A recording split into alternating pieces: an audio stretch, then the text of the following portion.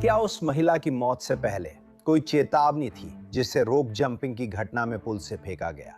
कौन से कदम उठाने चाहिए थे और असल में क्या होना था? मैं एक विशेषज्ञ को बुला रहा हूं क्योंकि हम नए घटनाक्रमों पर चर्चा करेंगे। लॉ एंड क्राइम के साइड बार में आपका स्वागत है। मैं जेसी वेबर हूं। एक बात जल्दी बता दूं, ये थोड़ा अलग है लेकिन जरूरी है। क्या आप जानते हैं कि 82% अमेरिकियों के पास हाई यील्ड सेविंग्स अकाउंट नहीं है? वैसे ज्यादातर लोगों को रोजमर्रा की खरीदारी पर 5% कैशबैक नहीं मिलता। हम असली पैसे गवा रहे हैं, यही सच है। हमारे स्पॉन्सर्ड चाइम्स आपकी मदद के लिए आगे आए हैं ताकि आप नुकसान ना उठाएं। चाइम्स कार्ड से आपको रिवॉर्ड्स मिलते हैं। सदस्य अपनी चुनी श्रेणी में 5% कैशबैक कमा सकते हैं, जैसे किराना, पेट्रोल, बिल, यात्रा, बाहर खाना। पेट्रोल पर भी 5% कैशबैक है। मुझे तो ये काफी अच्छा लगता है ना? अब ये तो छोड़िए, आप चाइम की हाई यील्ड सेविंग्स अकाउंट के साथ 3.75% एपीवाई भी कमा सकते हैं। ये राष्ट्रीय औसत दरों से 9 गुना ज्यादा है। आप हर वेतन से कितनी राशि सीधे बचत में डालनी है, इसे भी ऑटोमेट कर सकते हैं। आपको इसके बारे में सोचना भी नहीं पड़ेगा। और सुनिए, मैं आपको यह भी बताता हूं, मेरी लिंक से अभी $75 का एक्सक्लूसिव बोनस पा सकते हैं। आप chime.com/ या chime.com/boot जाएं या QR कोड स्कैन करें और आज ही रकम बढ़ाएं। ठीक है, हम फिर से इस बारे में बात कर रहे हैं क्योंकि ब्राजील में हो रही इस दुखद घटना को मीडिया और ऑनलाइन काफी ध्यान मिला है, और सही भी है। ऐसा मामला रोज नहीं देखने को मिलता। हम 21 साल की मरिया एडवार्डा रॉड्रिगेज द फ्रिटास की दुखद मौत की बात कर रहे हैं, जो ऊंचाई से गिरकर चल बसी। एक रोपिंग घटना में जहां कथित तौर पर उन्हें एक सुनसान पुल से नीचे फेंक दिया गया और वे किसी भी रस्सी या डोरी से बंधी नहीं थी, 130 फीट नीचे गिर गई। भयानक। ये सब वीडियो में कैद होकर सोशल मीडिया पर वायरल हो गया। वीडियो में दर्शकों को पुर्तगाली में चिल्लाते सुना जा सकता है, रस्सी लोग, रस्सी। कुछ देर में हम एक बंजी और रस्सी विशेषज्ञ को बुलाएंगे जो खतरों, जिम्मेदारी और जरूरी कदमों पर बात करेंगे। इस समय 3 प्रशिक्षकों पर आरोप हैं।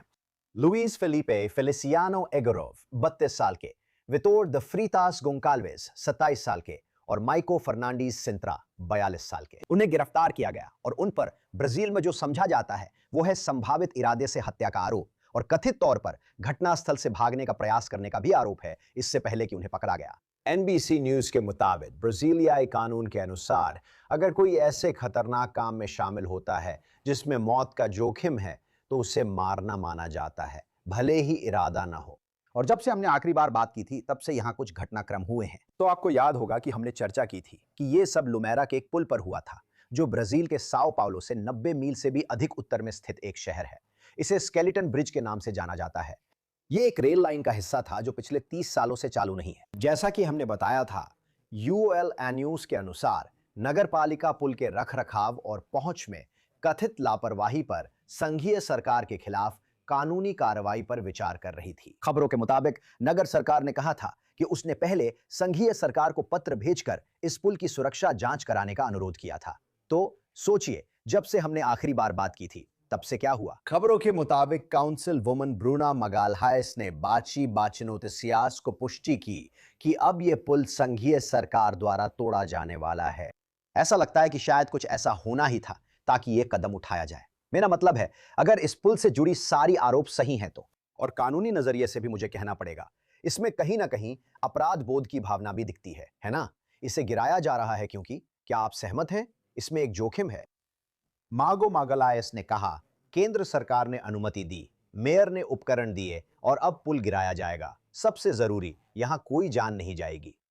अब यहां एक और दिलचस्प बात है। Social media influencer Stephanie Gonzales ने पोस्ट किया कि वो इसी स्केलेटन ब्रिज पर उस घटना से 8 महीने पहले गई थी, कि उन्होंने भी उसी तरह की रोप जंपिंग गतिविधि में भाग लिया था, उन्हीं प्रशिक्षकों के साथ, उन्हीं संदिग्धों के साथ, उन्हीं आरोपियों के साथ। उन्होंने मई में इंस्टाग्राम पर सुपरमैन स्टाइल में कूदते हुए वीडियो पोस्ट किया था। उस दिन 90 प्रतिभागी थे। मरिया एडवर्डा की मौत के बाद उन्होंने एक वीडियो में अपने अनुभव साझा किए, और उनमें से एक बात जो उन्होंने कही वो ये थी कि इस गतिविधि के आयोजकों ने प्रतिभागियों से स्पष्ट रूप से कहा था कि रस्सी ऑपरेटरों का ध्यान ना भटकाएं। वे नहीं चाहते थे कि वे अपना ध्यान या फोकस खो दें। उन्होंने बताया कि उपकरण की कई बार सुरक्षा जांच हुई थी और ऑपरेटर ड्यूटी साझा करते थे। मारिया एडवार्डा के मामले में उन्होंने कहा, मुझे सच में नहीं पता कि क्या हुआ। अब आपके पास प्रतिनिधि एंड्रिया दांतेस लेवी हैं, जिन्होंने ग्लोबो को बताया कि इस रोप जंप का संचालन करने वाली कंपनी के पास उद्धरण वहां होने की अनुमति भी नहीं थी और यह उस रस्सी को जंप पर लगाने की जांच और निगरानी में विफलता का परिणाम था। जी1 की रिपोर्ट के अनुसार वीडियो में जो पुरुष मरिया एडवार्डा को ले जा रहे हैं वे एंत्रे कॉर्दास और इवोय ब्रांड की शर्ट पहने हैं। अधिकारियों के अनुसार ये रस्सी कूदने वाले अनौपचारिक समूह है, इनके पीछे कोई आधिकारिक कंपनी नहीं है। न्यूयॉर्क पोस्ट के मुताबिक संदिग्धों के वकील ने कहा कि उन्हें नहीं पता उस दिन सुरक्षा लाइन किसने लगाई थी। रक्षा वकील ने जी1 आउटलेट को बताया कि ये व्यक्ति अनुभवी थे और कंपनी में ये पहली मौत थी। एनबीसी न्यूज के अनुसार रक्षा वकील ने कहा कि संदिग्ध सदमे में है। ओ ग्लोबो के मुताबिक उनके पास शायद इस युवा महिला को सुरक्षित ना करने का कोई कारण नहीं था।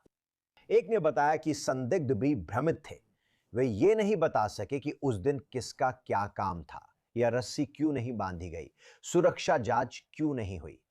मैं आपको बताऊंगा। सीएस के बच्चन के अनुसार गिरफ्तार किए गए इन व्यक्तियों में से एक ने कथित तौर पर अधिकारियों को बताया कि उसे यह तक एहसास नहीं हुआ कि मारिया डुआर्ता को सुरक्षित नहीं किया गया था और उसे तभी समझ आया कि क्या हो रहा है जब उसने लोगों को चिल्लाते हुए सुना। वो दावा करता है कि उसी समय वो प्लेटफॉर्म से नीचे गया, देखा क्या हुआ।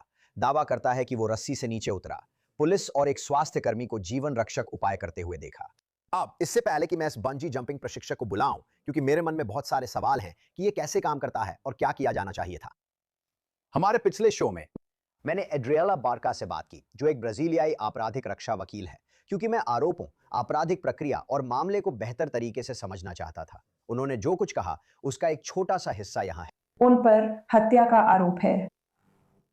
ये मामला एक बहुत पुरानी बहस को सामने लाता है, जो है इरादा या दोष के बारे में, जिसे हम डोलो या कुल्पा कहते हैं। उन पर हत्या का आरोप है, जिसमें मारने का इरादा था, जिसे होमिसीडियो डोलोसो कहते हैं।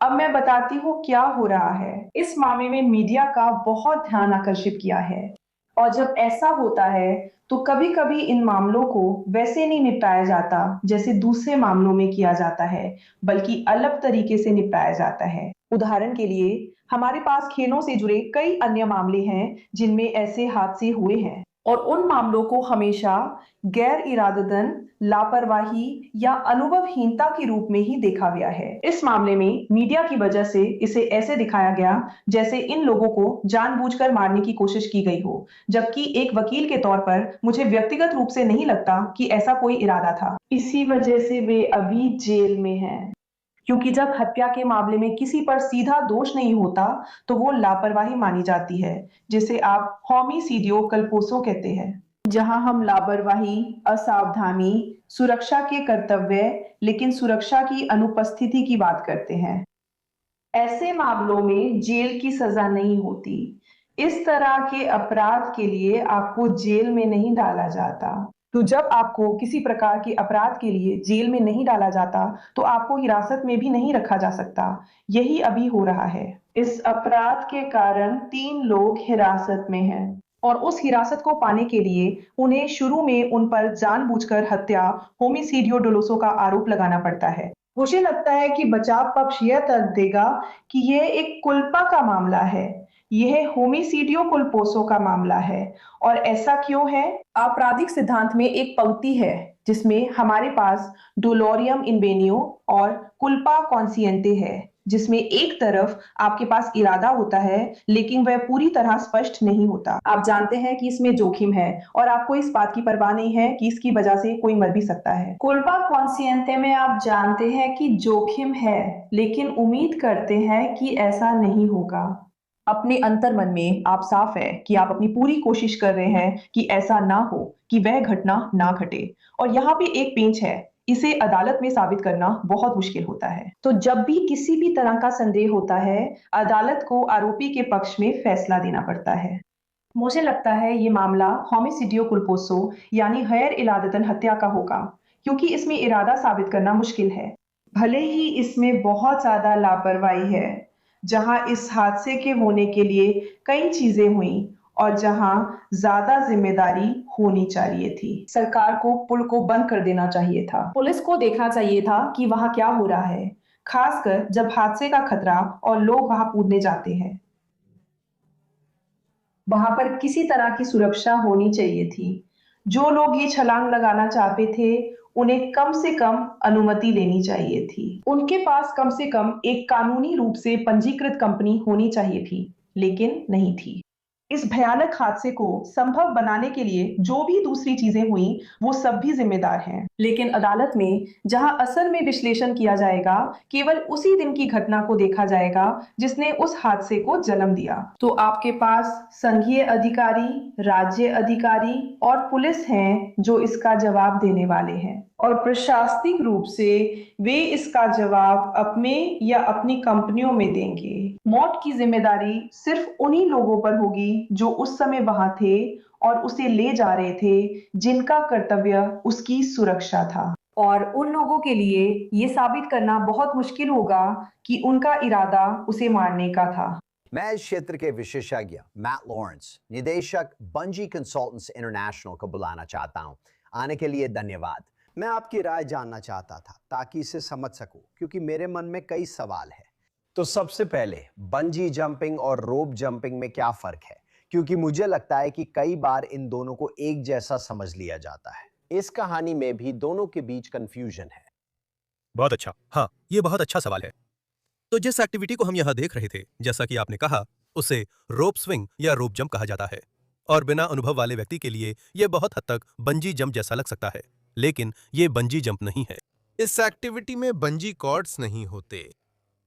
पोटेंशियल एनर्जी का जो डिसिपेशन है, कह सकते हैं, वो एयर ड्रैग और पेंडुलम के झूलने की गति के जरिए होता है। जबकि बंजी जंपिंग में एनर्जी का डिसिपेशन ऊपर नीचे उछलने के जरिए होता है, जो रबर कॉर्ड में स्टोर होती है। आप ऊपर नीचे उछलते हैं, धीरे धीरे दोलन कम होते हैं और ऊर्जा डिसिपेट हो जाती है। तो ये हालांकि देखने में काफी मिलते जुलते लगते हैं, जैसे कोई किसी स्ट्रक्चर से कूद रहा हो, लेकिन ये दोनों काफी अलग हैं और नियमों में भी इन्हें अलग तरह से ट्रीट किया जाता है। मैं उस पर आना चाहता हूं, लेकिन क्या रस्सी से कूदना ज्यादा खतरनाक है? अगर इसे सही तरीके से किया जाए तो ये ज्यादा खतरनाक नहीं होना चाहिए। असल में ये इस बात पर निर्भर करता है कि इसे कैसे किया जाता है। आप जानते हैं, अगर इसे सही तरीके से नहीं किया जाए तो ये ज्यादा खतरनाक हो सकता है। क्या रस्सियां और सुरक्षा उपकरण अलग हैं? आपने कहा था ये बंजी कॉर्ड नहीं है, तो क्या उपकरण अलग हैं? देखिए, एक गतिविधि नियंत्रित है और दूसरी नहीं। जो नियंत्रित नहीं है, उसमें आप विभिन्न उपकरण इस्तेमाल कर सकते हैं। तो अगर आप देखें, वहां बहुत सुरक्षित उपकरण भी इस्तेमाल किए जा सकते हैं, लेकिन साथ ही बहुत असुरक्षित उपकरणों के इस्तेमाल की भी संभावना होती है। यह सिर्फ सुरक्षित या असुरक्षित नहीं है। आपके अनुसार नियंत्रित का क्या अर्थ है? इसे कौन नियंत्रित करता है? और क्या देशों में नियंत्रण अलग है? हाँ, तो ठीक है, चलिए फिर से बात करते हैं। मैं बता सकता हूं, मैं एक बंजी जंपिंग विशेषज्ञ हूं। और मैं रोप जंपिंग का विशेषज्ञ नहीं हूं। लेकिन मेरी समझ ये है कि रोप जंपिंग एक काफी नया एक्टिविटी है जो ज्यादा रेगुलेटेड नहीं है। मुझे इसके लिए कोई भी सुरक्षा मानकों की जानकारी नहीं है। बंजी जंपिंग के लिए कई सुरक्षा मानक हैं। यह इस बात पर निर्भर करता है कि आप किस क्षेत्राधिकार में हैं। आप जानते हैं, आप उनमें से किसी एक का इस्तेमाल करेंगे। लेकिन रस्सी से कूदने के लिए कोई सुरक्षा मानक नहीं है। यही असली समस्या है। जब आप पूछते हैं कि यह कैसे हो सकता है, आप जानते हैं, इसका जवाब यह है कि उस गतिविधि में प्रवेश के लिए बाधाएं काफी कम हैं। और कोई भी व्यक्ति जिसके पास हार्नेस और रस्सी है और जिसे लगता है कि उसके पास पर्याप्त जानकारी है, वह बाहर जाकर यह कर सकता है और इससे जल्दी पैसे कमा सकता है। वे ऐसे माहौल में काम कर रहे हैं जहां कोई सुरक्षा मानक या कोई मान्यता प्राप्त सुरक्षा मानक नहीं है। यह सुरक्षा मानक उपभोक्ताओं के लिए सुरक्षित वातावरण बनाने में अहम भूमिका निभाता है। और एक अच्छा सुरक्षा मानक संचालन, डिजाइन, सभी उपकरणों के निर्माण और स्वयं गतिविधि के संचालन के सभी पहलुओं को नियंत्रित करेगा। और फिर तीसरा घटक जो यहां गायब है, वो है निगरानी। तो आप एक सुरक्षा मानक का पालन कर सकते हैं और उसे बहुत अच्छे से कर सकते हैं और उससे बच सकते हैं। और कुछ क्षेत्रों में कोई सुरक्षा मानक नहीं है और लोग जिम्मेदार हैं और पालन कर रहे हैं। या माफ कीजिए, कोई निगरानी नहीं है और वे सिर्फ एक सुरक्षा मानक का पालन कर रहे हैं। लेकिन वो तीसरा घटक है निगरानी। मेरा मतलब है कि सरकारी या अन्य संस्था, जिन्हें हम संबंधित अधिकार क्षेत्र वाला प्राधिकरण या AHJ कहते हैं, वे यहाँ के सुरक्षा मानकों के अनुसार गतिविधियों को नियंत्रित करेंगी।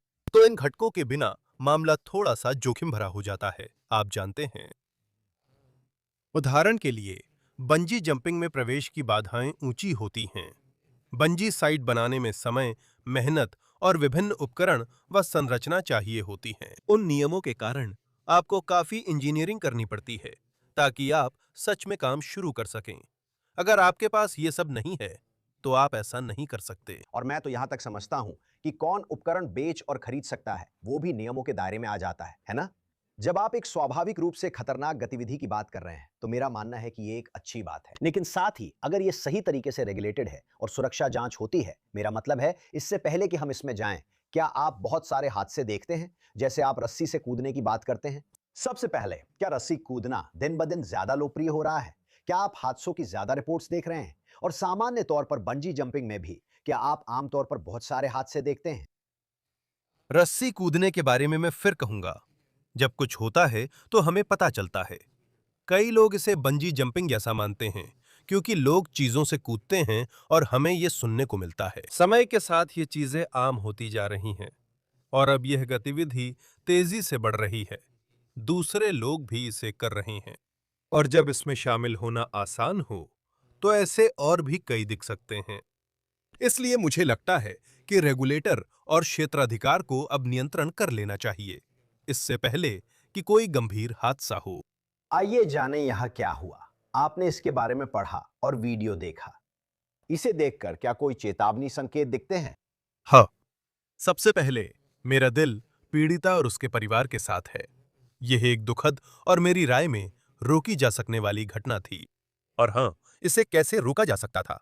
देखिए, मैं इस पर ज्यादा टिप्पणी नहीं कर सकता क्योंकि वीडियो फुटेज बहुत सीमित है, तो जो आप देखते हैं वो बस एक छोटा सा हिस्सा है।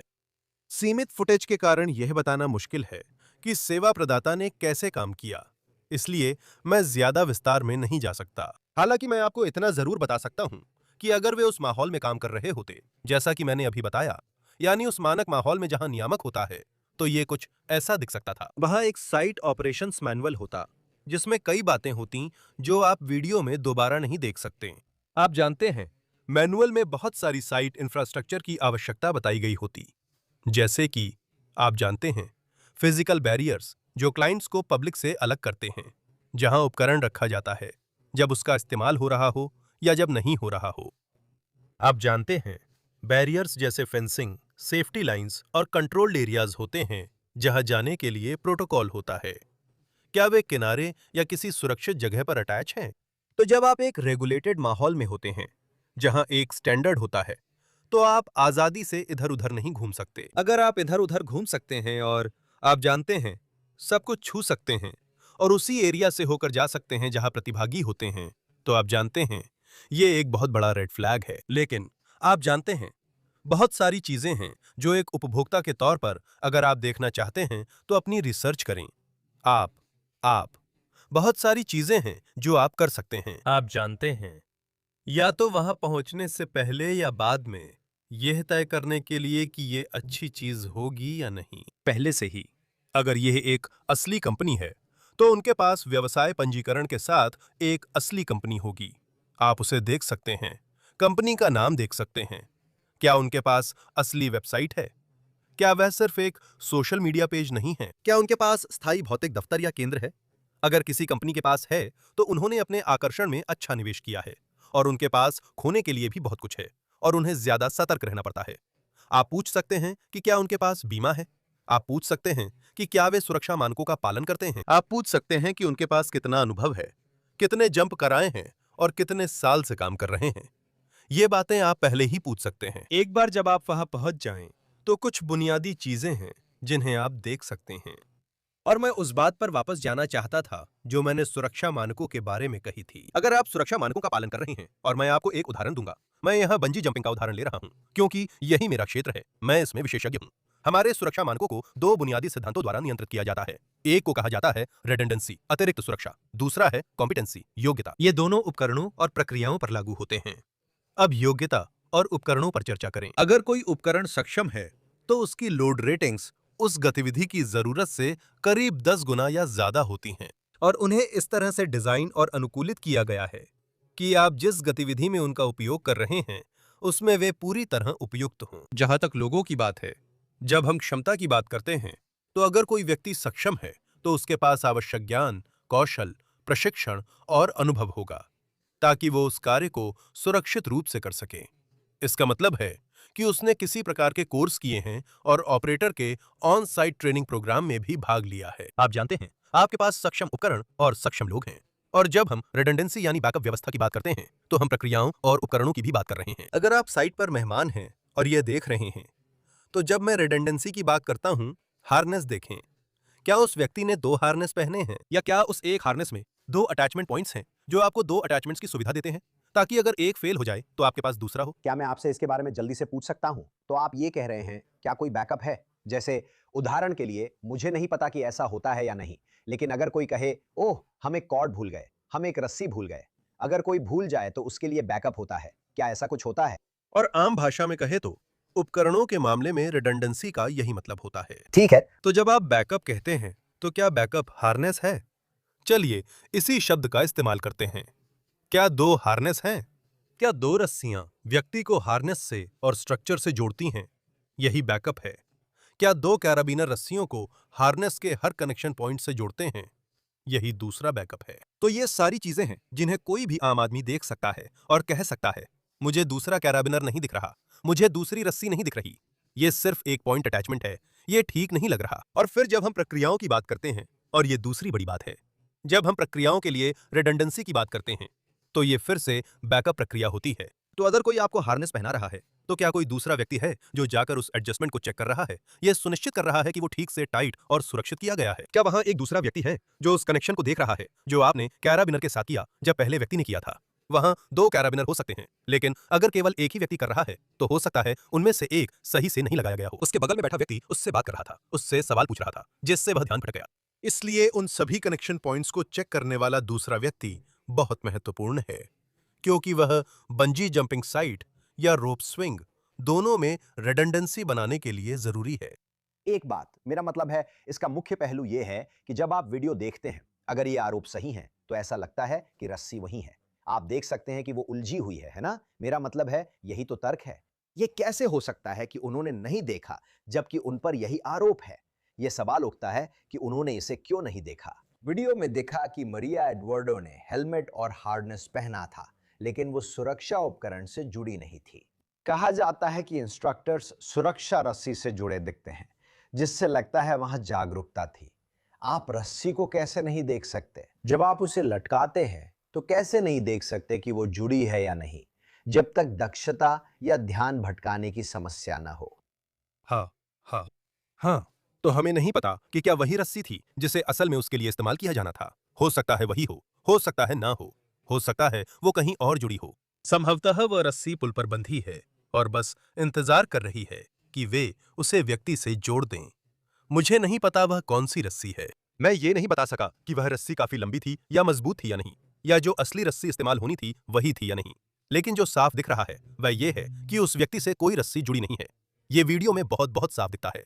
और फिर से ये तो बिल्कुल सीधी बात है। जैसे फिर से अगर आपके पास साइट ऑपरेशंस मैनुअल है और आपके पास सक्षम लोग हैं, तो जब आप साइट ऑपरेशंस मैनुअल लिखते हैं तो उसमें जरूरी होता है कि चेकलिस्ट्स की एक सीरीज हो जिसे हर किसी को हुकअप करते समय फॉलो करना पड़ता है।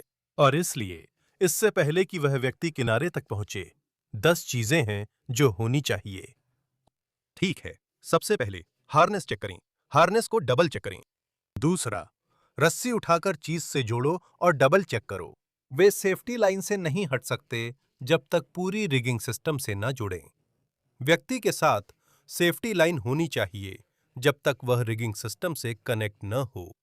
तो ये सारी चीजें होनी जरूरी है। Harness check, connection check, anchor check, ये सब तब तक करना जरूरी है जब तक कोई भी उस पॉइंट तक नहीं पहुंच जाता जहां से वह जंप करने की पोजीशन में आ सके।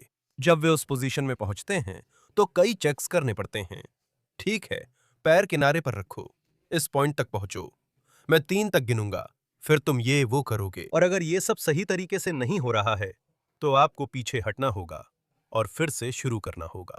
तो उस वीडियो में असली प्रक्रियाएं क्या थीं और उन प्रक्रियाओं का क्रम क्या था, इसकी जानकारी बहुत कम थी।